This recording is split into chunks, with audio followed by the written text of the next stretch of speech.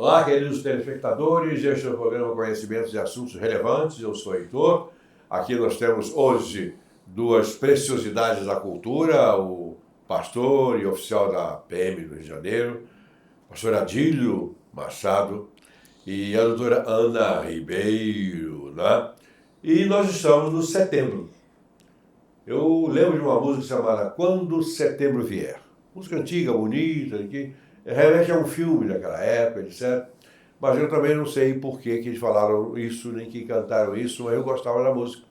Mas setembro chegou. Chegou e é o Setembro Amarelo, que é um mês escolhido para a conscientização dos problemas, do risco, das causas.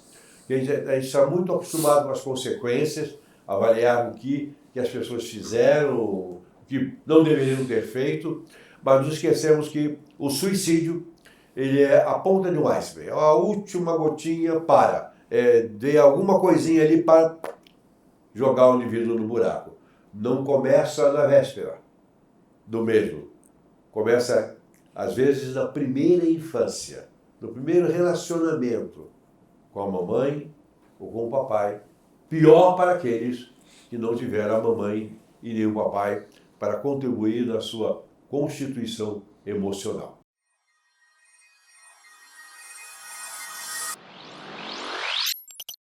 Ana Ribeiro, tudo bem? Uma alegria imensa receber você aqui com essa simpatia, beleza e carinho que demonstra nesse olhar. Olha só que visão, olha só, não é agradável? Que beleza, doutor Heitor, né? Obrigado pelo carinho, obrigado mais uma vez pelo convite, né?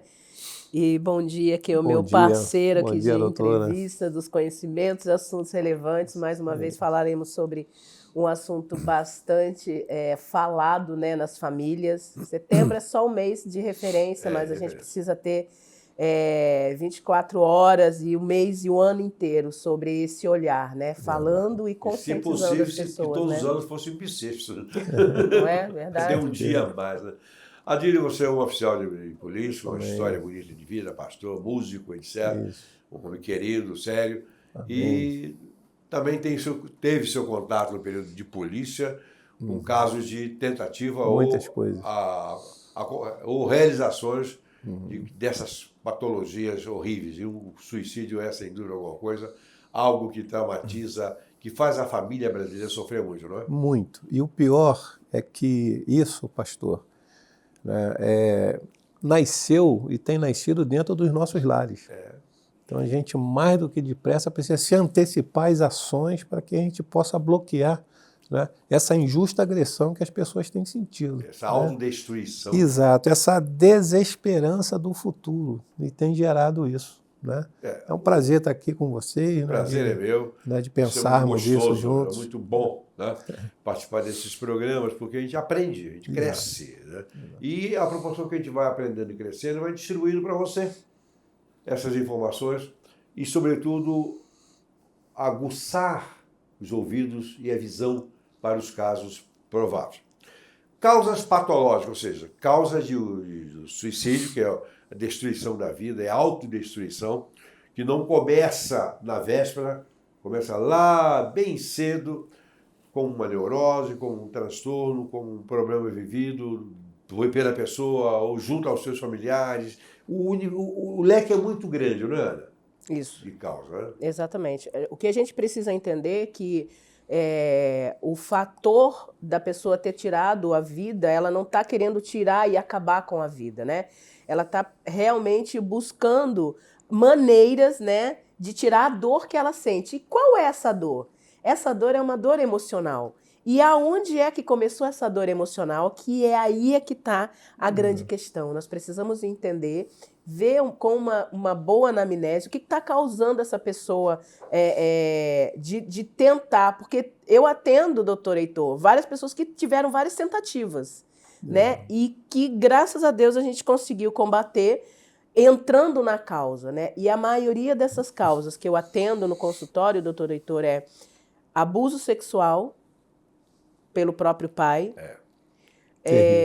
distorção de imagem, violência doméstica dentro de casa. Então, é um acúmulo de problemas emocionais desde a primeira infância. E que quando chega na vida adulta, não foram tratados. E aí ela se sente perdido, anulado, o emocional abalado e só vai aumentando essa pressão emocional, né? Então, quando chega às vias de fato de um suicídio, não está escrito, ó, vou acabar com tudo hoje, amanhã. Não está escrito.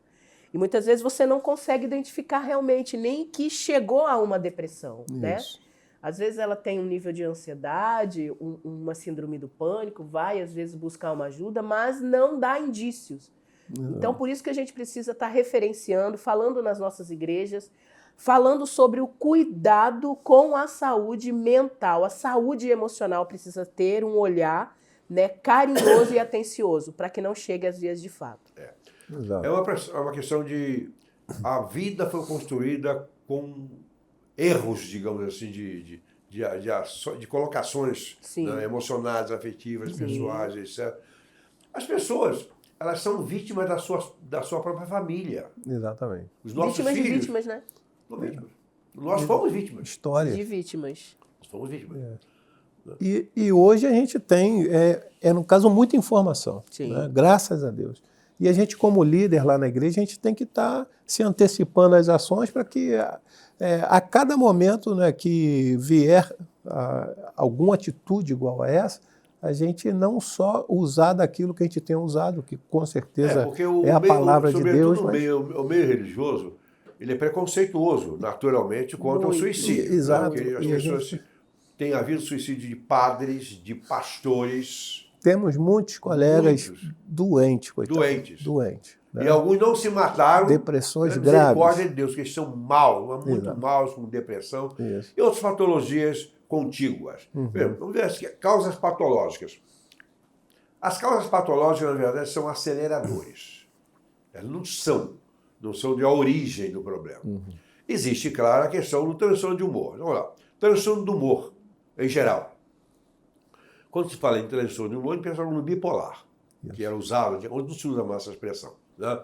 É aquele que oscila entre depressão e mania. É lógico.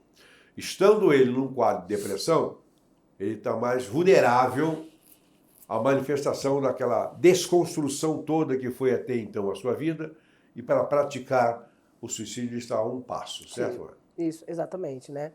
E quais são os gatilhos que a gente vê? Uso de droga, uso de álcool. Isso vai gatilhar. Na verdade, a fuga, você... né? Oi? A fuga. Exatamente. Você está a ponto de. Então, eu preciso ter uma válvula de escape para sair desse problema que eu estou sentindo. Estou me sentindo isolado, perdido.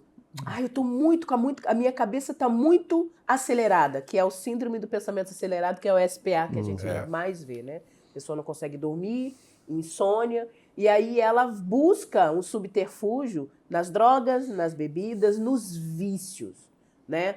E N vícios, para tentar buscar uma falta, ou seja, para anular uma falta, porque todo excesso esconde uma falta. Essa falta que a gente precisa estar falando e repetindo muito, viu, doutor Heitor? Toda falta é emocional. Então, por que a gente se sente vazio? Porque lá naquela infância algum vazio ficou. De afeto, de atenção, se sentiu. E tudo está no inconsciente. O inconsciente é uma panela de pressão, né? Tá tudo ali. Porque um dia ele explode. Uma hora ele vem em forma de algum sintoma. De algum sintoma. Ele vai ter que se libertar daquela pressão.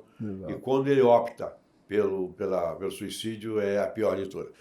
E é uma decepção no agente, né? Sim. Ele vive aquilo ali, ele se decepciona e ele acha que não causou dano, mas o dano está lá. Exatamente. Bom, nós temos patologias que são facilitadoras. As neuroses, que não são doenças, o cara é doente, mas não é uma patologia. As neuroses são terríveis, é da construção do ser. Sim.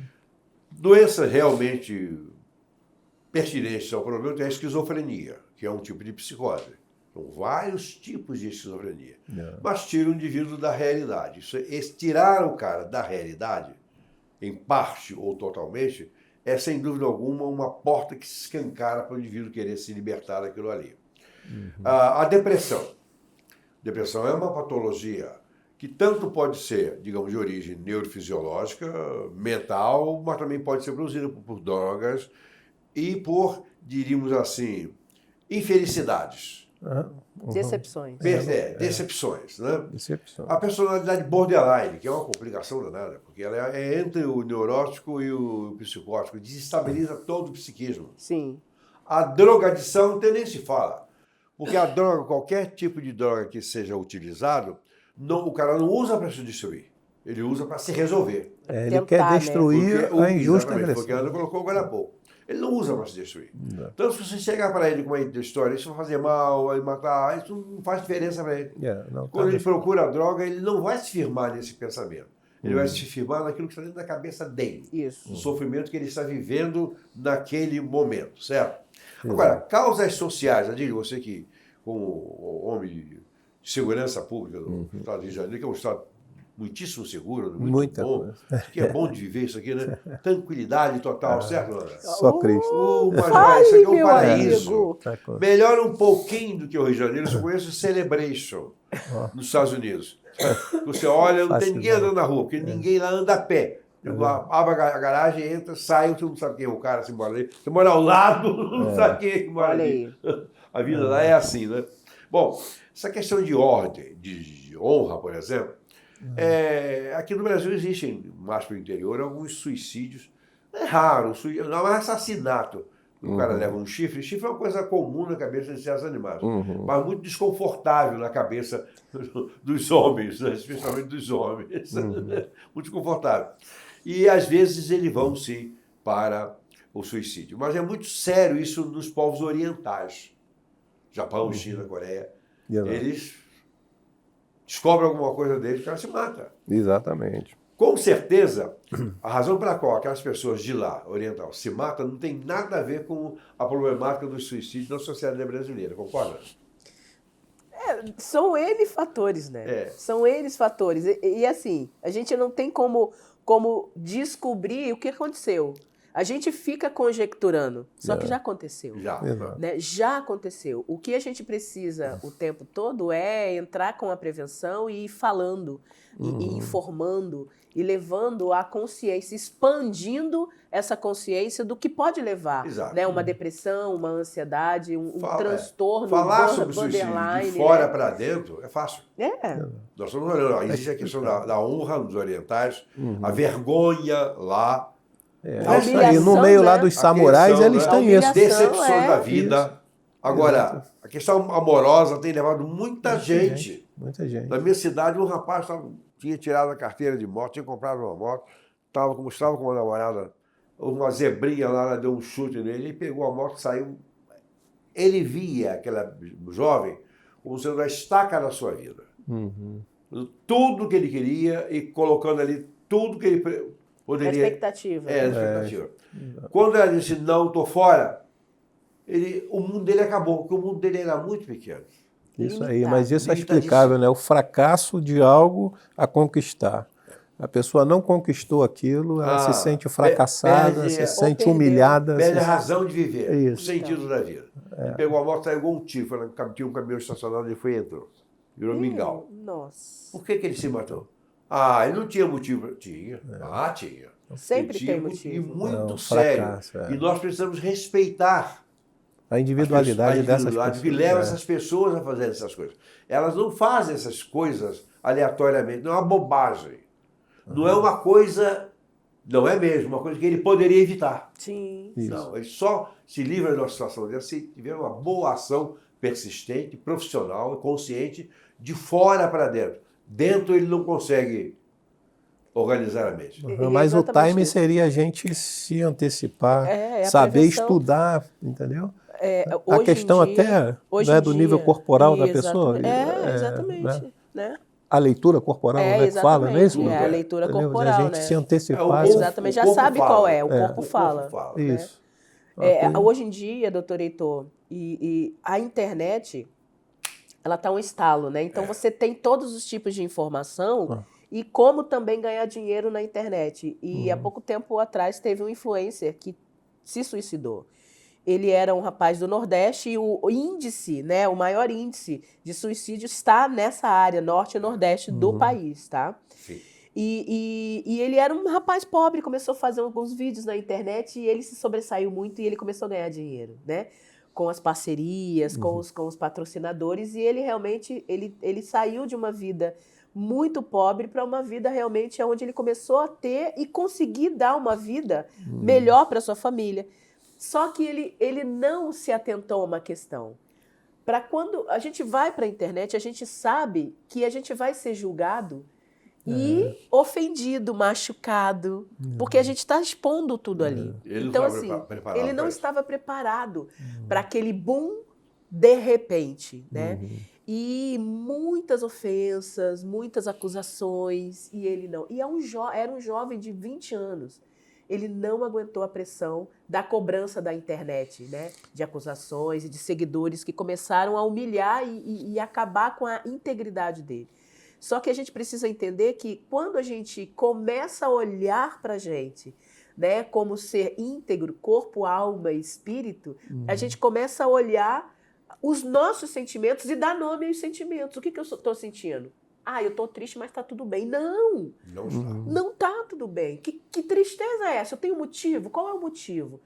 Ou uma conta para pagar, um boleto está batendo na porta, eu não estou conseguindo fazer o dinheiro, a minha esposa está pedindo coisas, os meus filhos. Então, como eu posso me ajudar? Né? Porque às vezes a gente quer mudar o mundo, mas o nosso mundo e o nosso pior inimigo está aqui, ó, dentro de nós. Né? Então, a saúde emocional e mental ela precisa ser olhada, se antecipando, né, como o meu colega falou, para que isso não continue acontecendo. É como se fosse um alerta mesmo, né? Então, a gente cuidando da nossa saúde emocional, com terapias corretas, né? E nos entendendo, nos aceitando da maneira que nós somos, isso vai nos ajudar bastante. É isso mesmo. As pessoas não estão preparadas para lidar com o confronto. Não. Não estão preparadas. Então, quando alguém diz, Heitor, você é isso, você é aquilo, eu não sou. Mas eu sei que vai pensar, Heitor, você é bonito, posso até achar que seja, não quer dizer nada. Mas tem pessoas que dizem assim, puxa, seu cabelo tá feio. Aquilo ali é um caso de morte. Nossa! Tá?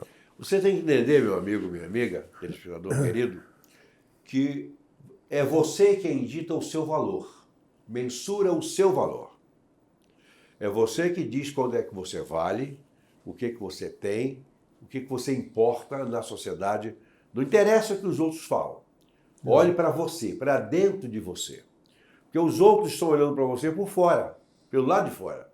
O lado de fora é enganoso. Com certeza. Ele é falso. Ele não conta uma história de vida. Exatamente. Pelo lado de fora você vê uma pessoa bem maquiada, com um penteado maravilhoso, com um terno extraordinário, como eu gosto muito desse terno. Tem que até usar menos, porque tem tantos outros. Né? Tá, o sapato de classe, de qualidade, esse aqui é meio cafona, tem até uns negócios brilhantes aqui. Mas eu gosto. Mas eu tenho certeza que eu tenho jeito na minha família que se olhar para esse sapato, você, puxa, que coisa horrorosa, não, eu sou caro para nada. Eu gosto. Então, em relação a nós é que temos que nos amar. Temos que gostar de nós, daquilo que nós fazemos e não podemos de maneira alguma dar atenção a esses juízes de plantão que estão ao nosso lado a cada momento. A Bíblia diz, pastor, não sejais demasiadamente justos para que não nem morras. sábio nem justo. Por que matarias a ti mesmo? Então daí está essa questão, né, de eu me colocar num padrão que com certeza eu vou dizer uma coisa que muita gente pode discordar de mim. A pessoa que tem que gostar mais de você é você. Exatamente. Mas é isso mesmo. Tem que gostar mais de você. Não fica, minha esposa, meu marido, eles podem gostar de você muito, pode ter um profundo amor por você. Não estou dizendo que isso não existe, só existe. Mas se você não gostar de você, não gostar do seu rosto, do seu jeito de falar, do seu jeito de vestir. Então, por isso eu não gosto de julgar as pessoas pelas aparências, porque o que eu vejo não corresponde ao que as pessoas são. Nós vemos um lado de fora e muito mal visto, aliás. O lado de dentro nós não vemos. Nós não vemos. Nem nos conhecemos profundamente. E às vezes estamos doentes e não sabemos. E não sabemos, Então, não tem não como está a gente escrito, né? levar essa porque cura, né? o conceito de doença que assusta a sociedade é câncer, isso, aquilo, diabetes, não é não. Tá? Tem pessoas que até por causa da doença são capazes de se matar. Exatamente. Então, mas ela não sabe qual é o valor dela. Ah, mas eu vou viver só 2, 3 anos no máximo de vida. Isso é pouco. Só que se você viver bem, fluindo, você não vai ver 2 ou 3, vai ver mais. Eu tive uma consulta com um médico, fiz uma cirurgia e era grave, mas nunca bobeei com a minha saúde. Quando descobri, foi a CREL. Eu tirei. Aí o médico disse assim, Heitor, você fez essa cirurgia. Se você não tivesse feito, você teria 2 anos de vida e o segundo ano ia ser muito ruim. Já passaram 7. Eu não tenho nada, absolutamente nada. Olha aí. Tá? Pois bem, cuidado e eu gosto de mim. Mas eu gosto de mim do jeito que eu sou. Eu não gosto de mim do jeito que você é. Isso aí. Exato. Eu não me projeto, eu não vejo nos outros. Eu aprendi cedo a me construir. Exato. E não se desconstruir E em não me função a outras desconstruir. pessoas. É isso que tem acontecido. Eu gosto muito de agregar valores à minha vida. E você também faz isso. Com certeza. Agregar valores. Com Porque certeza. quanto mais você vale, mais você importa para a sociedade, mais você gosta de você. Aquela questão de amar ao próximo como a si mesmo é uma proposta correta. Certeza. Mas se você não se amar, você não vai amar próximo nenhum. E esse amor, na verdade, doutor Heitor, é um amor de quem habita em nós, que é o Lógico. Espírito Santo. É o Espírito. Então, quando a gente se prioriza, e muitas pessoas, aí é que está o preconceito, as pessoas falam assim, isso aí é egoísmo. Não, não é. Não. Quando a gente tem o nosso amor próprio e a gente se ama realmente, porque nós somos o quê? Templo do Espírito Santo. Né? Então, aqui habita o Espírito Santo que nossa vai vida foi transbordar na vida de potencializada outra pessoa. por essa Exatamente, presença. exatamente. E tem um cara que eu gosto muito de um camarada. Aprecio o jeito de ser, fala algumas bobagens às vezes, brinca fora de hora, como brinquei com a carregada aqui. Ah, verdade. Já até sei do que ele está falando, gente. Mas eu gosto muito desse cara, sou eu. Isso aí. Vamos parafrasear trecho muito curto de uma das canções de Roberto Carlos. Esse cara sou eu. Esse cara. Eu gosto de mim, mas eu gosto mesmo. Mas eu me envaideço disso? Não.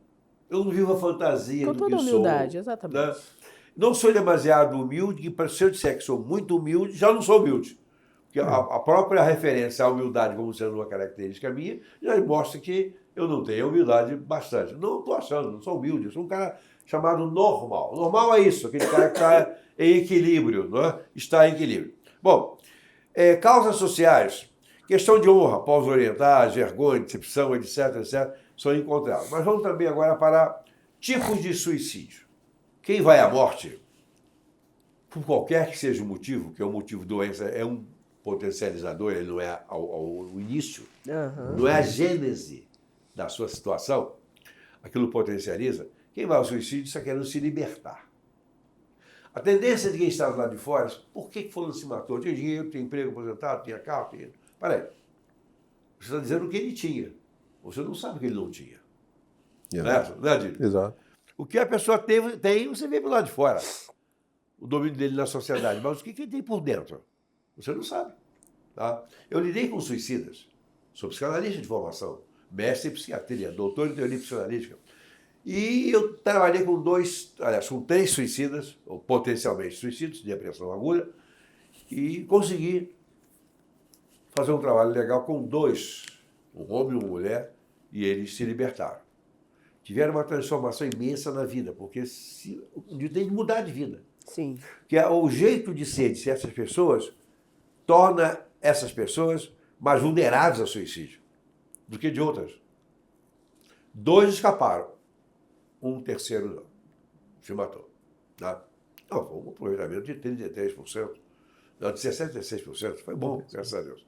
Mas o que existe de pessoas com depressão, né, que estão dentro de casa, que não põem o pé na rua por causa da depressão? Exatamente.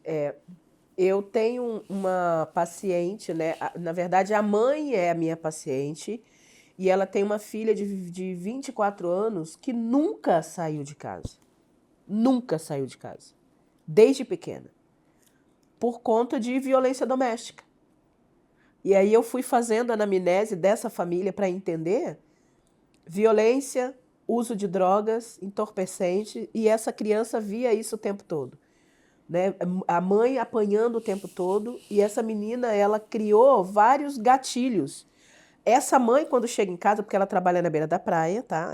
Essa minha paciente, ela trabalha na beira da praia com artes, faz cada quadros lindos, né? Quando ela chega, ela tem que pedir permissão à filha para falar alguma coisa.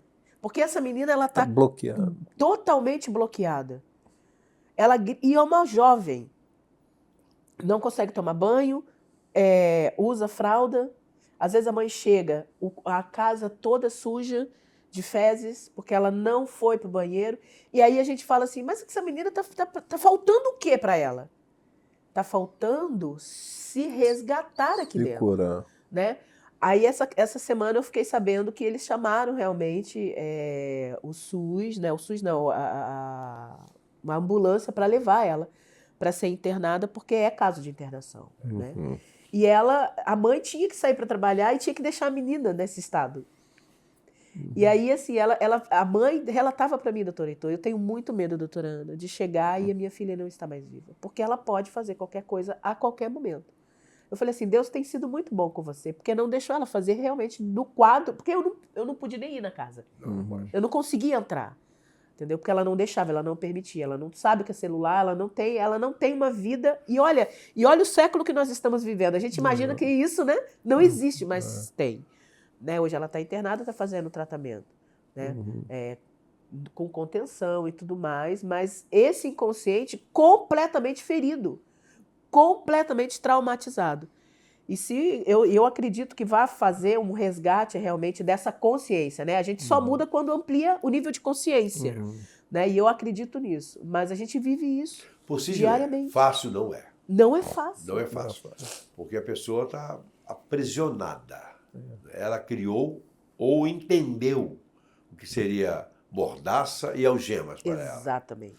E se deixou amarrar, se deixou dominar por isso aí. A gente está falando aqui, a gente conhece os problemas, a gente conviveu e convive com isso, mas é muito mais complicado do que aquilo que a gente consegue conceber aqui, imaginar. Tipo de suicídio, silencioso. O cara vai se matando pouco a pouco. Bebida, álcool, aquilo que você começou falando no início, né? Ele está querendo, na verdade, ter prazer, fugir da situação. Então ele começa a usar isso, aquilo, viver perigosamente, né? Buscar adrenalina para ele dar, que ela dá prazer, ela suscita o prazer. Aí o cara dirige estupidamente, perigosamente, e tantas outras coisas. A chamada roleta russa, você já atendeu alguém de ter praticado isso? Isso virou uma prática, mais ou menos lá nos anos 80. Isso virou uma prática e muitos jovens morreram. Por causa disso. Entendeu? Muitos militares de brincadeira morreram, entendeu? E alguns em apostas, entendeu? Aí você vai ver que é uma prática que a gente entende, é silenciosa. É silenciosa. As pessoas que entram e fazem isso e praticam isso, elas estão machucadas e feridas e querem colocar alguma coisa. Nesse caso, elas estão manifestando o desejo de morrer, exato, mas de uma maneira que seja honrosa. Exato. Mete um 38, roda o tambor, fecha. Isso aí. O caso lá dos samurais é isso. Eles têm um código lá de honra lá, né, que eles não podem se ver desonrados, eles tiram a própria vida. Eu também acho isso. Eu acho que isso é certo. Quando estou cansado, desonrado, vou para a cama, durmo um sono de bebê. Cara, bebê sem problema de fraldão, que eu não preciso usar. Mas que se chegar a época, eu vou usar também. Bem, o silencioso, espetacular. Suicídio espetacular. Aquele que vai lá para Ponte Rio-Niterói, para fazer o espetáculo, deixa chegar os fotógrafos para pular, né? Eu tive um primo, João Carlos. Ali tem um ganho secundário, sabe? Tem um ganho secundário daquilo ali. Eu vou, mas vou impressionar. Isso. E o rapaz, ele era novo? Era novo. Ele era um ano mais novo que eu ou um ano mais velho, alguma coisa assim. né? E ele, poxa, de uma hora para outra ele se decepcionou muito. Chegou ali na ponte, na hora que ele subiu, por acaso vinha a patrulha, aí parou, encostou para conversar com ele. O rapaz até falou: rapaz, o que é isso? Você é novo, rapaz bonito? Não, tudo que o senhor disser aí eu já parei, já pensei, já pesquisei. Só entrega isso aqui à minha mãe, eu estou indo. E 3 dias depois acharam ele lá na praia de Adão e Eva, né? Então ele pulou da ponte Rio-Niterói ali de uma forma muito dele, sabe, particular, né? E tanto é que a minha prima, que é a mãe dele, né, ela leu a carta depois, ali ele colocou algumas coisas, silenciosamente ele estava partindo e ela não sabia, entendeu? É aos poucos, É né? aos poucos. É o que a gente fala. Coisas. É aos poucos. É isso. Essa carta, etc. Na verdade, está gerando culpas para terceiros. Isso aí. É o espetáculo. É o espetáculo. Eu vou, mas vou deixar eles sabendo por que eu fui. Tá? Gerando culpa. Mas isso é uma loucura. Não é loucura. Isso é um desequilíbrio absoluto. É um estado de miséria, de horror, que a pessoa não tem outra saída a não ser se libertar daquilo ali. E se libertar significa continuar vivendo, seria, na perspectiva dele, muito pior que isso. Você citou a ponte de Niterói, esse parente seu, inclusive. A quantidade de óbitos ali não é muito grande. Interessante que não é. A pior que existe no Brasil é aquela terceira ponte lá de Vila Velha. Eu já ouvi falar. Olha, a epidemiologia, a incidência de suicídio ali é uma coisa horrorosa. Incrível, né? A ponte de Vila Velha. De vez em quando a gente está ali, aí entra no engarrafamento enorme, você vai ver essa questão. É terrível ali. Pior do que a ponte de Niterói. De todas as maneiras, né? E, normalmente, uma boa parte é essa, gerar culpa para terceiro. Eu vamos ficar sabendo por que eu fui. Né? Esse é um ganho secundário. Ele pensa que é ganho. O pensamento está conturbado, não está pensando, digamos assim, eletricamente de modo correto. A frequência do pensamento está alterada. E não adianta você chegar com conversa fiada para ele, a vida é bela, o mundo é lindo, o amor existe. Isso não funciona. Não funciona. Não. É muito difícil trabalhar com suicida em potencial. Exatamente, pensamentos suicidas, né? A grande maioria dos meus colegas, doutor Heitor, não gostam de trabalhar, né, com os pensamentos suicidas e com as tentativas, né? Eu trabalho bastante, eu tenho cases de sucesso, estava conversando com o nosso colega ali fora, e graças a Deus a gente tem conseguido resgatar, né, todos aqueles que realmente têm se perdido por dentro, né? Um dos grandes fatores também é a causa emocional amorosa, a decepção amorosa, né?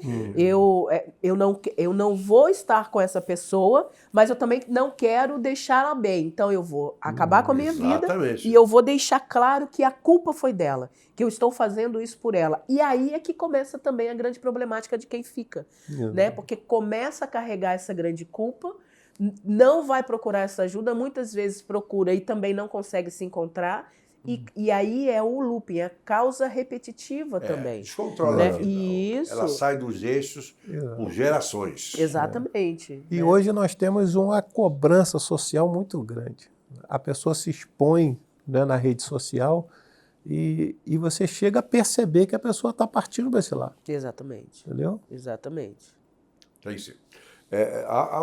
Em algumas culturas há uma certa valorização, né? O suicídio é um herói, uma heroína. E não me interessa o que a sociedade pense, mas o indivíduo que vai ao suicídio pode sair também dessa intenção de ser o herói. Exatamente. Né? Ser a heroína. Ter coragem bastante para fazer o que você citou, por exemplo, a roleta. Puxa, eu sou macho o suficiente para dar um tiro. E alguns conseguem. Né? Consegue o pior para as suas vidas, mas é assim. Exatamente. Paradinha de 2 segundos para a gente tomar uma água e voltamos já já. O IBEMP, Instituto Brasileiro Evangélico Memória Pastoral de Caráter Filantrópico, associou-se ao Banco Santander, que administra fundos financeiros, e criou um plano de investimentos com alta rentabilidade. Convidamos você para se associar e assim realizar os seus sonhos com segurança e tranquilidade. Venha para o IBEMP. Saiba mais em bemp.com.br. Olá, voltamos com conhecimentos de assuntos relevantes, agora no mês de setembro, tratando sobre suicídio. E agora vamos falar um pouco sobre falar e ouvir muito sobre suicídio, leitura de livros e documentários, outras coisas mais que fale sobre suicídio. Quando você vê alguém procurando muito esse assunto, isso indica que essa pessoa está correndo o risco de cometer? Pergunta para mim? É. Sim, a gente precisa começar a investigar, prestar mais atenção. Porque, segundo os meus próprios pacientes, tá? Eles começam a ver estratégias para terminar com aquilo logo. Ou com remédio, ou pulando de uma ponte, ou se automutilando, cortando os pulsos, né? Uma das minhas pacientes, ela fez isso. E chegou essa imagem até mim, dos pulsos todos cortados e muito sangue. E aí, graças a Deus, conseguiram resgatar e levar a tempo, né? E aí a gente, antes, né? Ela não era minha paciente, não. Ela cometeu e aí mandou no grupo que a gente faz parte, né? De atendimento terapêutico. Então, assim, é um prenúncio. Já está falando, é igual pesquisa, você pesquisa aquilo que você está interessado. Você não vai pesquisar sobre suicídio se você não está tendo aquele pensamento. E a Bíblia fala disso. Cuidado com os seus pensamentos, porque aquilo que você pensa, você é. Toda ação vem de um pensamento. Exatamente. Uma decisão tomada intrapsiquicamente, falando. Né? Então, há sintomas que indicam que a pessoa está correndo o risco de um cometimento? Vamos lá. Quais seriam os principais sintomas? Bom, os sintomas, né? Se ele já está laudado ou porque procurou uma ajuda, que são ansiedade. Pode levar... depressão, né, que é um sintoma, e síndrome do pânico. Então, são sintomas que podem levar a realmente a tentativas de suicídio. Esses são os sintomas que a gente atende e que a gente, na verdade, assim, indica que pode. Né? Indica que pode. Na fala também, né? A gente conversa e fala assim, eu não sou nada, eu não sou ninguém. Eu não me sinto pertencente, eu não sou amado, eu não sou valorizado. Então, os sintomas são sempre esses, os mesmos, né? Depressão, ansiedade, pânico e outros mais, né? Eu trato tricotilomania, já ouviu falar? Você já ouviu falar? Tricotilomania é um sintoma que veio desencadeado, que é um toque, né, da ansiedade, que é arrancar os cabelos. E tem uma dessas pacientes, a Fabi, beijo Fabi, querida, e ela, 38 anos, sofrendo disso. Exato. Algumas tentativas de suicídio. Né? E a falta de notoriedade, né, doutora? Dentro da família, dentro do sistema social ali que a pessoa está. Né? E cada uma delas... O social é terrível, né? Terrível. O desajuste familiar, decepção amorosa, essas coisas. E a depressão entra e potencializa. Que o deprimido, ele não vê esperança, não vê caminho para a sua vida. Isso aí. Faz sentido. E aí, ele não, como ele não vê caminho, ele não tem uma ideia do amanhã. Porque a nossa vida toda, no hoje, é construída em função do amanhã. É a desesperança do futuro. É o que eu quero ser, é o que eu quero fazer, o que eu quero obter, o que eu quero desfrutar, certo? Se eu perco essa visão dessas coisas alcançáveis, para que viver? A vida se torna um tremendo fardo, né? Agora também, Adílio, por exemplo, pessoas com doenças incuráveis. Um risco muito grande, né? Muito grande. Até em função da desesperança. Da desesperança, né? E eu não posso apanhar isso e trazer para dentro da igreja apenas levando a palavra de Deus a uma pessoa dessa, porque ela está doente, ela precisa ser acompanhada. Então, eu preciso de um especialista ao meu lado, né, que tenha a consciência cristã também, para que a gente possa atender. A ideia, se tem aí, o especialista seria um profissional médico. Exato. Não necessariamente. Porque, na verdade, em qualquer área de especialização, a minha, a doutora Ana, a sua, etc., ela tem componentes úteis, mas não tem todos. Exato. Sim. Né? Não temos, nós não temos todos. Então, é um trabalho para ser feito de maneira multidisciplinar. Mas é imprescindível que tenha ali um fator religioso no meio, de religiões sérias. Quando eu não quero dizer quais são aqui consideramos não sérias, mas eu diria que as religiões do eixo judaico-cristão. Né? Mas o problema é que quem está nessas religiões, os operadores dessas religiões, também têm os mesmos problemas. Exatamente.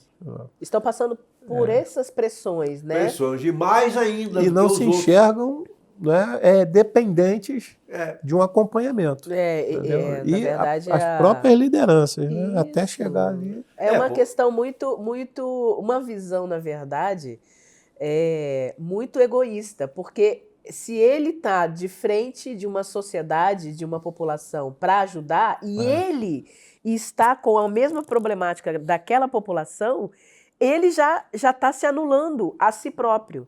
E aí vem o julgamento, a vergonha, né? Porque que o meu amigo, colega vai pensar de mim. Eu estou aqui para ajudar, mas eu que estou precisando de ajuda. Então a gente precisa desmistificar isso. Né? É isso que eu tenho ido, sabe, doutor Heitor, ido nas igrejas também como palestrante, para falar sobre as causas da ansiedade e da depressão e o que leva, né, em todos os meios. Não existe classe social, raça e credo para que a gente seja cometido de pensamento suicida. Então a gente entra na causa para combater realmente essa tentativa, né? Então a gente precisa entender que a gente está... O histórico familiar também aparece por aí, né? O histórico familiar, né? Famílias onde é mais comum... Famílias disfuncionais, violência doméstica, né? Eu estou nessa família, mas como com 78 não me matei até agora, e não tem nenhuma vontade de me matar. Já tive vontade de matar uma terceira, alguém. Passou rápido. Não passou rápido, mas passou. Até não porque ele morreu. O fim foi alcançado de qualquer maneira. Entendi. Mas a minha família é uma família clássica de suicidas. Um tio tentou e conseguiu, porque tentar só não tem graça, tem que tentar e conseguir. Né? O meu pai andou tentando algumas vezes e, na verdade, ele foi um suicida. Porque a gente fala em suicídio, uma ação decidida e final. Mas o suicídio silencioso é tão nocivo quanto o outro. Ele vai se matando pouco a pouco e nem está percebendo. E se você falar em suicídio com ele, ele vai dizer, não quero morrer. Mas está se matando com a droga, está se matando com o fumo, que também é droga, com a bebida e outras tantas coisas, e ele não percebe. Esse é um suicídio terminantemente honroso. Falando morreu de quê? De enfisema pulmonar, de câncer dos pulmões.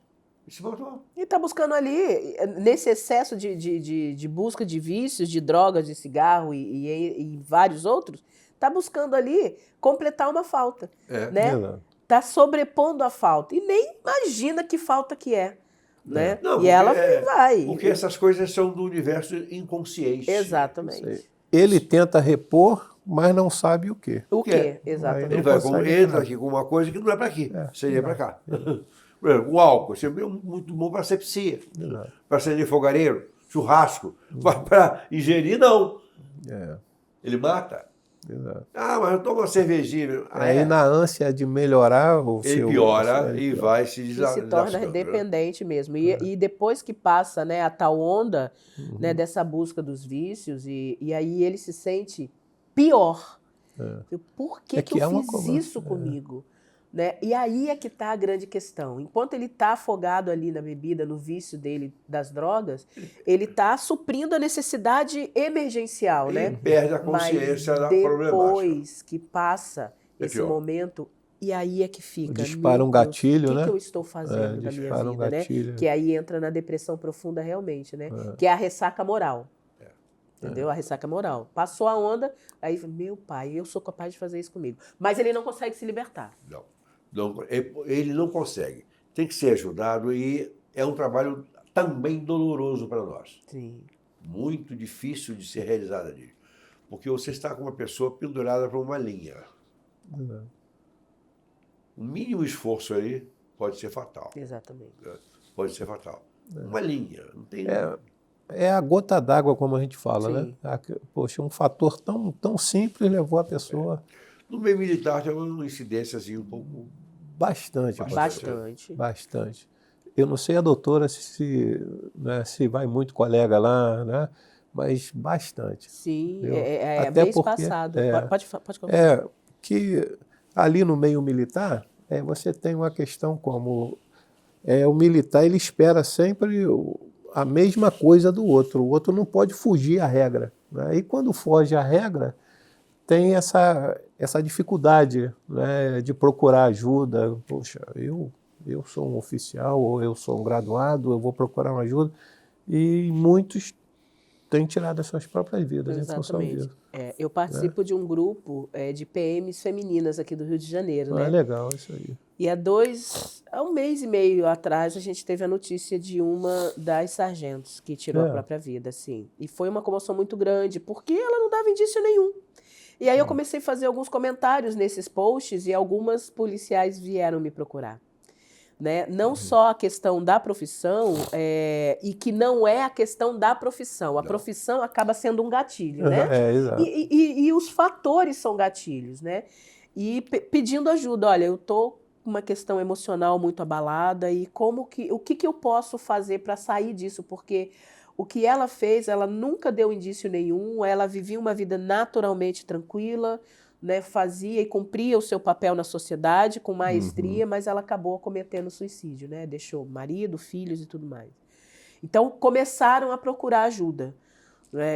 Então, assim, o cuidado com a saúde mental vai te prevenir de cometer o suicídio, né? E na sua área, na PM, não é só na PM. Não. A gente vê um grande índice, viu, doutor Heitor? Exato. De suicídio, sim. Exato. É que não é muito exposto. Essa é a verdade. Não é por causa do protocolo de atenção da família, do comando, etc. Isso não se divulga tanto. Isso. Mas dentro do setor militar a gente vê o seguinte, uma frase: os covardes nunca tentaram, os fracos ficaram no caminho, só os fortes conseguiram. Uma pessoa que qualquer deficiência, ela vai se sentir o quê? Ou fraca ou covarde. E ela vê que ela não vai conseguir chegar àquele denominador próprio. Acabar por aí aqui. eu vou parar. Né? E é isso que a gente tem vivido lá. Muitos colegas doentes, muitos comandantes doentes. Porque são doentes armados, é pior ainda. Exato. Oficialmente armados, é pior. Bom, sobre os recursos de prevenção e apoio. Não adianta, isso não existe, não se resolve essa problemática com um passe de mágica. Não se resolve. Né? Mas grupos de ajuda. Isso. A gente precisa entender que, assim, fala-se muito de grupo de apoio, uma rede de apoio, né? E nós precisamos ir em busca, sim, conversar, falar, expor os nossos sentimentos. Isso não é vergonhoso, isso não é humilhante, pelo contrário, está mostrando a força realmente para que a gente possa sair de um abismo que a gente está a ponto de cair nele e aí já era. Mas isso é uma coisa nova, doutora. Sim. A gente não tinha grupo de apoio. Não. Exatamente. Né? Há 40, 50 anos atrás, fulano se matou, chega covarde, fraco, doente. Não tem Deus. Não tem Deus. Isso. Ela falou uma palavra mágica aí, maravilhosa, de todas a melhor, Deus. É muito comum no meio religioso, fulano se matou, foi para o inferno. Todo mundo aqui, porque ele se matou, já joga ele no inferno. Quando, na verdade, não necessariamente. Na verdade, o camarada pode ir para o inferno, que essa possibilidade de ser liberada, não para agora, mas um pouco mais para frente, para qualquer pessoa, mas não por esse motivo. Tá? E, de repente, o suicídio foi o maior ato de força que aquela pessoa cometeu. Cometeu porque foi fatal, né? Mas praticou. Certo? Não é covarde, suicida não é covarde. O suicida não está desistindo da vida, ele está querendo se libertar de um sofrimento, da dor. A dor terrível que ele não vê caminho para dela sair. Exatamente. Eu costumo dizer que a pior dor e a pior doença do ser humano é a mental. Porque é uma questão que nós não vemos. Nós não vemos igual feridas abertas, expostas, câncer. Ele vai ter que resolver o seu problema com algum mesmo órgão que está doente. Exatamente. Exatamente. Ele perde a capacidade. Mas é igual no Evangelho, pastor. Se a gente se mantiver no Evangelho apenas com o coração, a emoção ela passa, Passa. entendeu? Você precisa sair do campo da emoção e entrar no campo da razão. Da É razão. tirar, né? Porque realmente o Evangelho ele é emocionante. Você vê que Jesus morreu por você, Tudo bem. né? Poxa, remiu ali os pecados, você fica emocionado. Mas se você só se mantiver no campo da razão, em qualquer outra circunstância você vai se perder, porque é emoção pura. A primeira Tem coisa. que sair dali para o campo da razão e trazer isso tudo para o campo da razão. E quando você traz isso tudo, você traz também os grupos de apoio, traz os especialistas para estar no seu lado. Hoje a gente já está vivendo isso dentro das nossas igrejas. A gente já leva a doutora lá na nossa igreja para trazer uma palavra. Especializados Isso para não acontecia antes. Agora, há Entendeu? uma Precisa coisa aí, acontecer. entre a razão e a ação, tem a racionalização que está no meio. Exato. O indivíduo com a mente de boa qualidade, ele racionaliza, Exato. cria motivos ou razões para o que ele sente e para o que ele faz. Ele consegue administrar melhor o ego. Porque o ego, a dinâmica do ego está no inconsciente, não está no consciente. Está lá. Então ele consegue mascarar as coisas e vai vivendo relativamente. E é aí que a gente encontra em meios acadêmicos, religiosos, etc., indivíduos que não se mataram ainda. E talvez nem venham a cometer o suicídio, mas têm uma problemática de vida terrível. Não são pessoas resolvidas.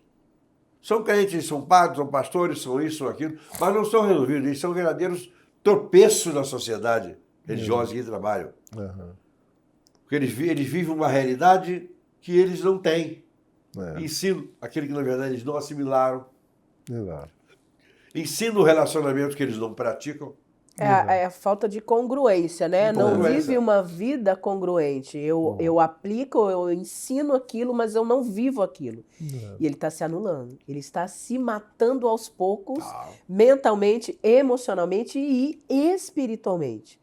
Né? E isso é terrível para o ser humano. A frase antiga, né? Faça o que eu falo, mas não eu não faça faço o que eu faço. Nossa, isso é terrível, gente. A gente não Bom, consegue. nessa área aqui, serviços de emergência disponíveis, nós temos razoáveis, Odílio? Hoje eu acho que nós temos, pastor. Sim, não é, sim. doutora? Hoje eu acho que nós temos.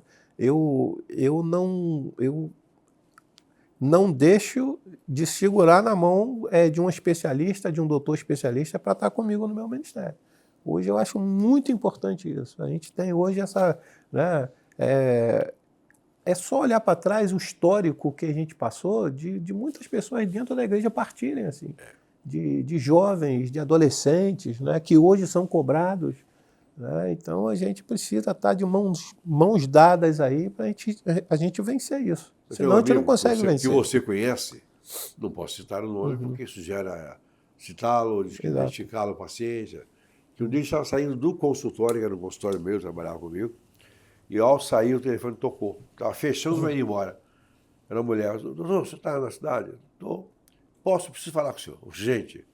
Eu estou fechando o consultório agora, mas eu preciso ir. Tá bom, velho. Eu vou 1h30 para chegar, porque era uma cidade próxima, entre aspas, né? Chegou. Olha, eu ia me matar hoje. Estou preparado para me matar. Eu queria conversar com o senhor, que eu sei que o senhor trabalha com isso. Mas estou decidida a me matar. Pessoa culta, preparada, bem-sucedida na vida. Ficou 2h30 com ele. Era um psicanalista. Ele é um psicanalista, mas também é um pastor. Mas é muito culto, muito inteligente. Essa mulher descobriu a causa da sua pulsão suicida, mudou de vida, Exato. está viva, está curada. Porque estar viva é uma coisa, curada é outra, né?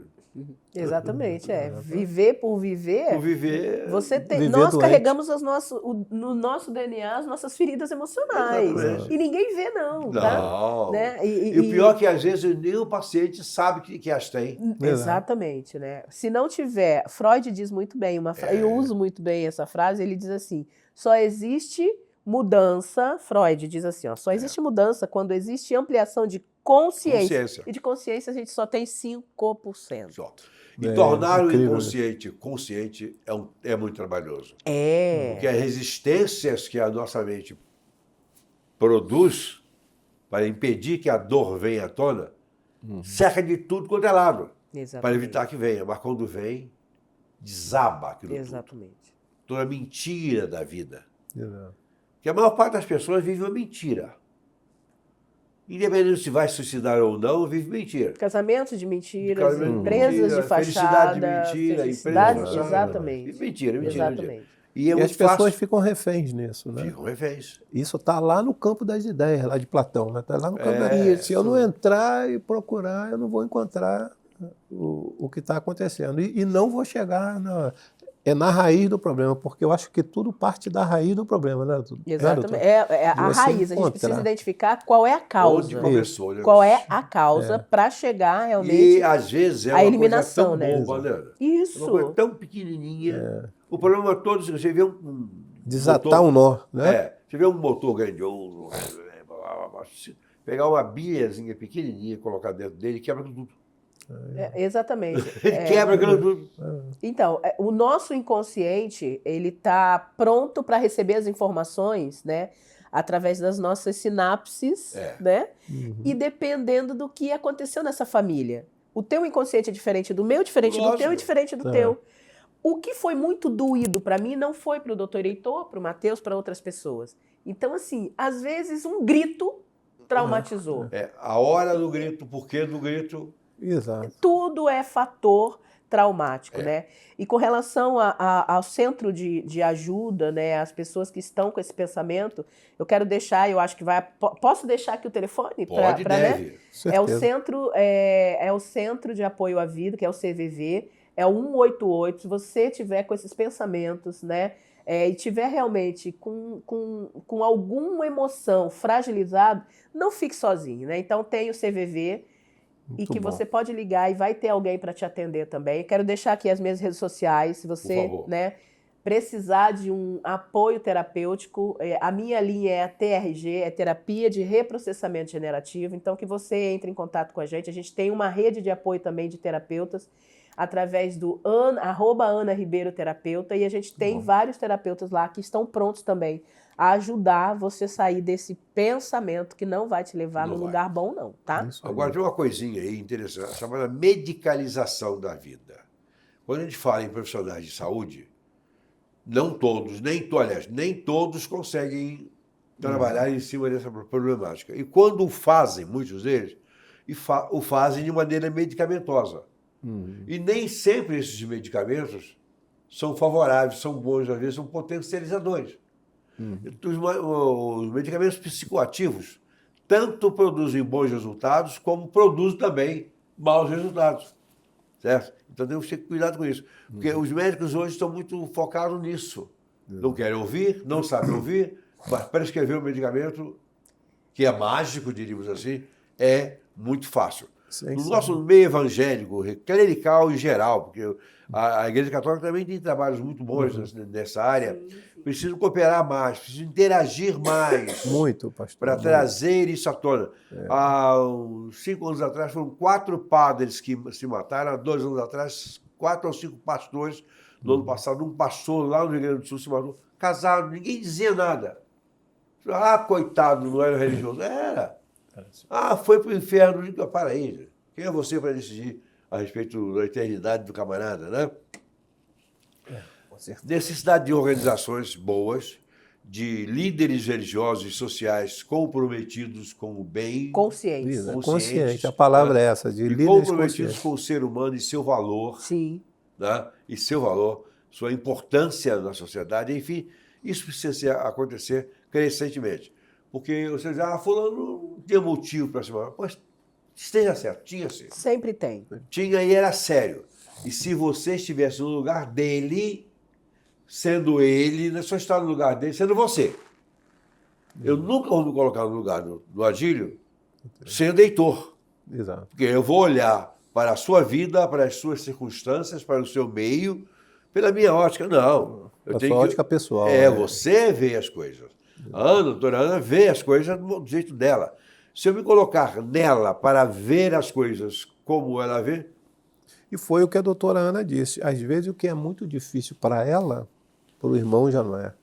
Para mim já não é. Mas às vezes é muito mais grave no irmão do que nela. Exato. Né? Então essa Agora, leitura precisa ser feita e a gente não pode fazer sozinho, entendeu, pastor? De jeito A nenhum. gente não pode fazer sozinho, a gente tem que trazer para perto, sim, a especialista para a gente expor isso da melhor forma, entendeu? E nós, líderes, né, a gente tem que estar atento ali onde a está. qualquer sintoma que para indique trazer entendeu, essas pessoas. algo dessa natureza.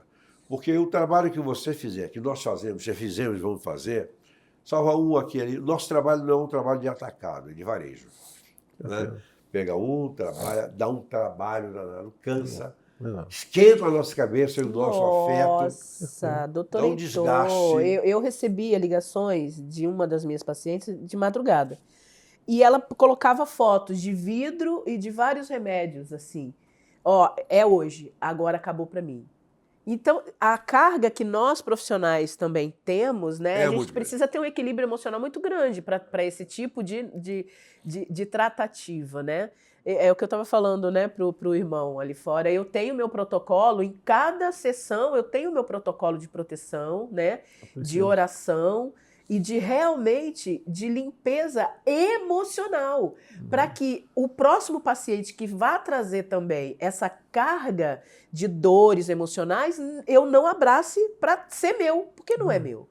Né? Então, é um risco muito grande, né? Sim, senão a doutora se frustra no seu Isso entra por osmose. Sim. Eu já atendi até 10 pacientes de psicanálise por dia. Olha a carga energética aí que você está levando. É a mesma coisa que passar um trator de esteira por cima de você. E vou lhe falar, viu, vocês dois são pastores, né? E os pastores que ouvem as histórias diárias de frustrações no casamento, de filhos e tudo, é também né, considerado ali um psicólogo espiritual, mas que precisa entender também as coisas dos desdobramentos mentais. Exatamente. E é uma coisa que eles precisam entender, que eles não vão resolver a problemática do mundo. Nós não resolvemos a problemática das pessoas.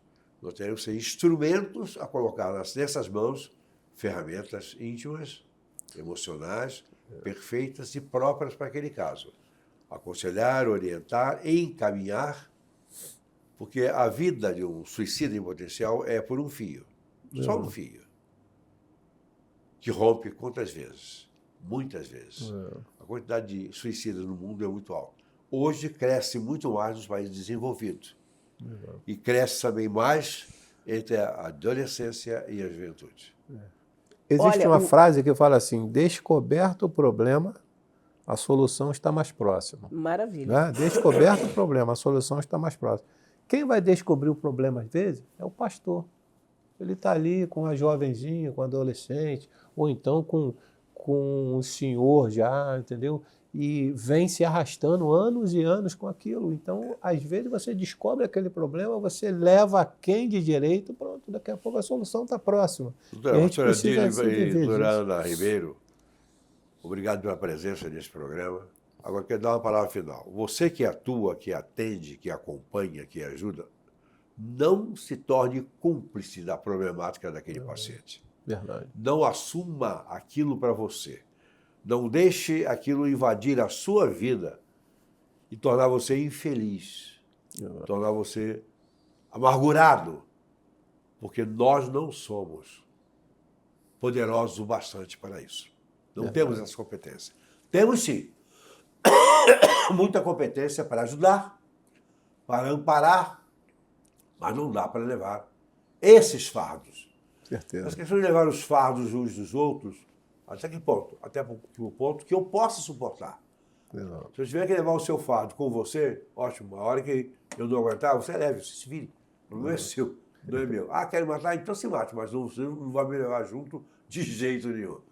Setembro Amarelo, cuidados, procure ajuda, procure pastores sérios, de igrejas que querem dinheiro, não. Ah, deixa aqui R$1.000 para a causa que Deus vai curar você. Deus pode fazer o que Ele quiser, mas não é por causa de R$1.000, de R$100, R$50. Não vou fazer Não isso. precisa. Procure igrejas sérias, padres sérios, comunidades de ajuda que sejam realmente científicas, profissionais, que você tem solução para o seu problema. Porque todo problema tem solução. Aliás, só é problema se tiver solução. Se não tiver solução, não é problema. É uma catástrofe. É uma coisa que ninguém pode segurar. Doutora Ana, muito obrigado por ter você aqui. Sua palavra maravilhosa. Adílio, muito obrigado por ter aqui. Prazer para mim. E vocês sentados aí em casa, no celular, no tablet, na televisão, continue conosco. Toda terça-feira, às 19 horas, com conhecimentos e assuntos relevantes. Até lá, um abraço.